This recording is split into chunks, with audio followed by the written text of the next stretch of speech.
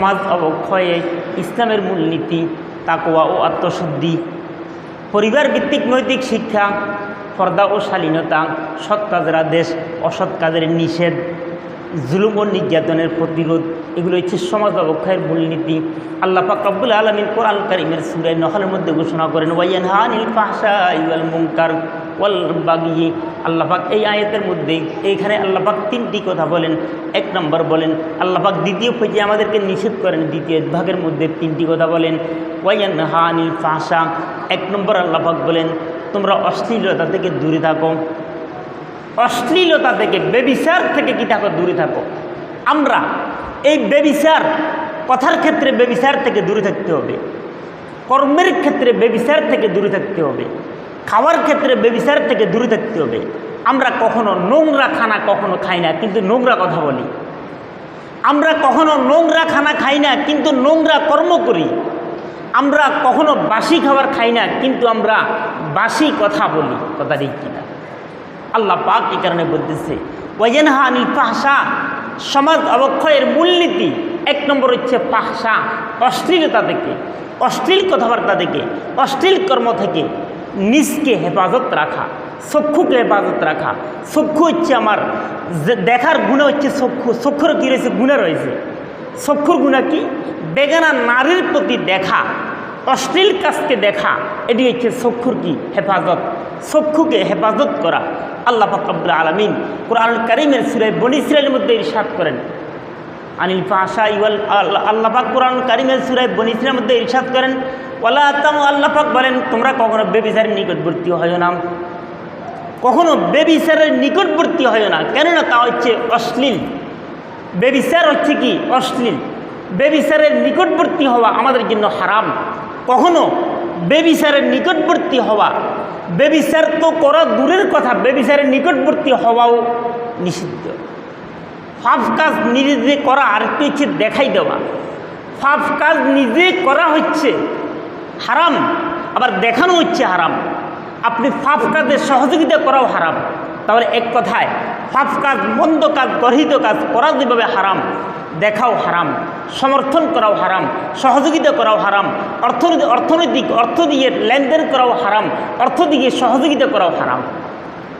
অনুরূপভাবে আল্লাহ পাক রব্বুল আলামিন কোরআন কারীমের সূরা নূরের 30 নম্বর আয়াতের মধ্যে ইরশাদ করেন কুল্লিল মুমিনিনা ইয়াগুযু মিন আবসারিহিম ওয়া ইয়াহফাযু ফুরুজাহুম যালিকা আযকা লাহুম ইন্নাল্লাহা খাবীরুম বিমা ইয়াসনাউন।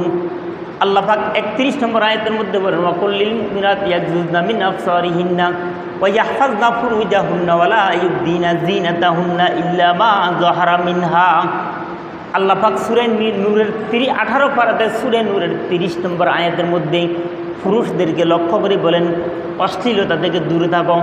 31 নম্বর আয়াতের মধ্যে আল্লাহ পাক নারীদেরকে লক্ষ্য করে বলেন তোমরা অশ্লীলতা থেকে দূরে থাকো। আল্লাহ পাক 30 নম্বর আয়াতের মধ্যে সারা বিশ্বের পুরুষদেরকে, মুমিন মুত্তাকিদেরকে, আমাদেরকে লক্ষ্য করে আল্লাহ পাক বলেন কুল্লিল মুমিনিনা ইয়াগুযু মিন আবসারিহিম। কুল, ও নবী আপনি, ও নবী মুহাম্মদ আপনি মানুষদেরকে বলুন, লিল মুমিনিনা মুমিনদেরকে বলুন, আমরা সবাই মুমিন, মুমিনদেরকে বলুন ইয়াগুযু মিন আবসারিহিম, তারা যেন তাদের চক্ষুকে হেফাজত করেন। মুমিনদেরকে আল্লাহ বলতেছে তোমরা তোমাদের চক্ষুকে কী করে হেফাজত করো। চক্ষুর হেফাজত করা এটি হচ্ছে আমার সামাজিক অবক্ষয়ের মূলনীতির একটা, হচ্ছে চক্ষুকে হেফাজত করা। আজকে আমার চক্ষু যেদিক মনে চায় ওদিক টাকা দিছি, কাল পরকালে হাসর মাঠে এই চক্ষু আল্লাহর দরবারে কী দিবে? সাক্ষী দিবে। আল্লাহ পাক কোরআন কারীমের সূরা বনী ইসরাঈলের মধ্যে ইরশাদ করেন ইন্নাস সামা ওয়াল বাসার ওয়াল ফুআদা কুল্লুন উলাইকা কানা আনহু মাসউলা। আল্লাহ পাক ইন্নাস সামা ওয়াল বাসার ওয়াল ফুআদ, আল্লাহ পাক চক্ষুকে জিজ্ঞেস করবে হাসর মাঠে, ও চক্ষু তোর মালিককে? চক্ষু সাক্ষী দিবে আল্লাহ আমার মালিক হচ্ছে আপনি। তখন আল্লাহ পাক বলবে ও চক্ষু তুমি কি কি কাজ করেছ, কতটুকু গুণের কাজ করেছ, কতটুকু সৎ কাজ করেছ, কতটুকু অসৎ কাজ করেছ। দেখেন আজকে আল্লাহ পাক আমাকে আপনাদেরকে চক্ষুকে ব্যবহার করার জন্য দিয়েছে, কিন্তু ওই চক্ষু পরকালে মালিকের দরবারে কী দিবে? সাক্ষী দিবে, মালিকের সাথে কথা বলবে। তাহলে আমাদের সমাজ অবক্ষয়ের মূলনীতির ভিতরে একটি হচ্ছে কী করা? অশ্লীলতা, চক্ষুকে কী করে হেফাজত করা। বিশ্বনবী মুহাম্মদুর রাসূলুল্লাহ সাল্লাল্লাহু আলাইহি ওয়াসাল্লাম ইরশাদ করেন জেনাল আইনুন নজর, চক্ষুর জেনা হচ্ছে কি নজর করা, বেগানা নারীর প্রতি তাকানো। আল্লাহ পাক যে কাজকে নিষিদ্ধ করেছে, হারাম করেছে, ওই কাজের প্রতি তাকানো এটিও হারাম। আল্লাহ পাক শুধু বেগানার প্রতি তাকানো হারাম এরকম না, মন্দ কর্মের প্রতি তাকানো হারাম, বেগানার প্রতি তাকানো হারাম। অশ্লীলতা, এক কথায় অশ্লীলতার যত কিছু রয়েছে, এই অশ্লীলতা আমাদের সমাজ অবক্ষয়ের মূল নীতির ভিতর প্রথম হচ্ছে কি আল্লাহ পাক বলেছে অশ্লীলতা। এই অশ্লীলতা থেকে আমরা দূরে যতদিন পর্যন্ত থাকবো না, যতদিন পর্যন্ত বেবিচার থেকে থাকবো না, ততদিন পর্যন্ত আমাদের সমাজ, রাষ্ট্র, গ্রাম কখনো শান্তি আসতে পারে না। শান্তি দিবে কে? আল্লাহ। অশ্লীলতা, বেহায়াপনা, বেবিচার যতদিন পর্যন্ত দূর হবে না, ততদিন পর্যন্ত কখনো শান্তি আসতে পারে না। শান্তি ইচ্ছে আল্লাহর কথার মধ্যে, শান্তি ইচ্ছে রাসূলের কথার মধ্যে, শান্তি ইচ্ছে আল্লাহর আদেশের মধ্যে, শান্তি ইচ্ছে রাসূলের আদেশের মধ্যে, শান্তি ইচ্ছে আল্লাহর নিষেধের মধ্যে, শান্তি ইচ্ছে রাসূলের নিষেধের মধ্যে। আল্লাহ তার রাসূলের আদেশ নিষেধের বাহিরে কখনো শান্তি আসতে পারে না। তাই আমরা আমাদের চক্ষুকে যতদিন পর্যন্ত হেফাজত করব না, চক্ষুকে যতদিন পর্যন্ত সংরক্ষণ করব না, ততদিন পর্যন্ত কখনো সমাজ অবক্ষয় হবে না, কখনো শান্তি আসতে পারে না। এই কারণেই আল্লাহ পাক সূরা নূরের 30 নম্বর আয়াতের মধ্যে বলেন, কুল্লিল মুমিনিনা ইয়াগুয্যু মিন আবসারিহিম ওয়া ইয়াহফাযু ফুরুজাহুম যালিকা আযকা লাহুম ইন্নাল্লাহা খাবীরুম বিমা ইয়াসনাউন। কুল, আল্লাহ পাক বলল, ও মুহাম্মদ আপনি মুমিনদেরকে বলুন, তোমরা তোমাদের চক্ষুকে হেফাজত করো, চক্ষুকে হেফাজত করো। চক্ষু দ্বারা মসজিদ দেখতেছি, চক্ষু দ্বারা মাদ্রাসা দেখতেছি, চক্ষু দ্বারা বেগানা নারীও দেখতেছি, চক্ষু দ্বারা পানিও দেখতেছি, চক্ষু দ্বারা মদও দেখতেছি, ইয়াবাও দেখতেছি, ট্যাবলেটও দেখতেছি, নেশাও দেখতেছি, যেটি সম্পূর্ণ হারাম। এই চক্ষুর জবাবদিহি করতে হবে কার দরবারে? আল্লাহ পাকের দরবারে। চক্ষুর কত মূল্য, যখন আপনি পঙ্গু হাসপাতালে যাবেন তখন দেখবেন চক্ষুর কতটুকু মূল্য, কত দাম চক্ষুর, একটি চক্ষুর কত দাম। যারা চোখে দেখে না, অন্ধ, তারাই বুঝে চক্ষুর কি মূল্য। আর আমাদেরকে আল্লাহ পাক দুইটি চক্ষু দিয়েছে, বেগানার প্রতি তাকানোর জন্য না, বেগানার নায়িকাদেরকে দেখার জন্য না, অশ্লীলতার প্রতি তাকানোর জন্য আল্লাহ পাক আমাদেরকে চক্ষু দিয়ে নেই।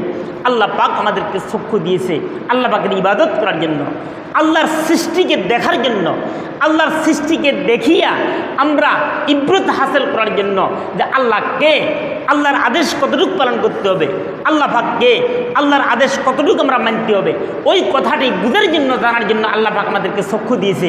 বেগানার প্রতি তাকানোর জন্য আমাদেরকে আল্লাহ পাক চক্ষু দেয়নি।